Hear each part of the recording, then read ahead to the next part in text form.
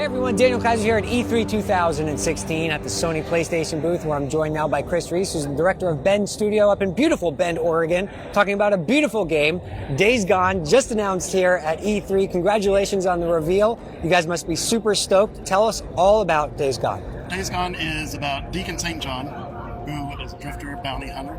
It's set in an open world in the high desert. It's like 2 years after some global pandemic that's come through, wiped out mankind, and the world is overrun with these, what we call freakers. As the player, you have to take on this horde and survive. To talk about the uniqueness of this IP, who do you think is the target audience here? Who are you designing this game for? What type of player? Anybody who's really into taking on a high action game.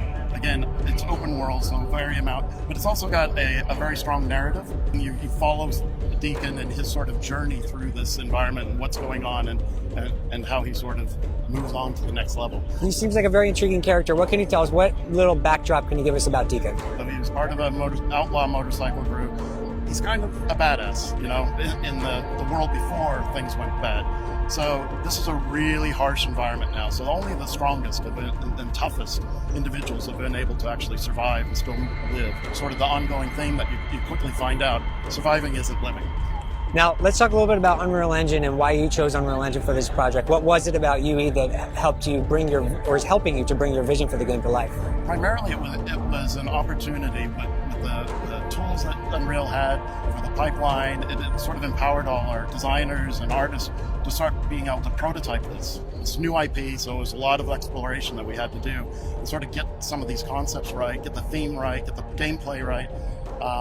And that just gave us this huge running start to be able to do that, sort of prove out these concepts. Tell us how it's allowing your team to kind of fulfill their vision artistically for the game. I mean, you have a lot of moving parts on screen at one time.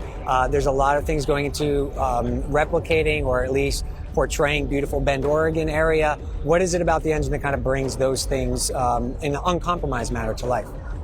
Primarily it's just being able to sort of iterate on the game and very easily, and sort of the way the team is actually able to interact with one another much closer, at a closer level with the assets.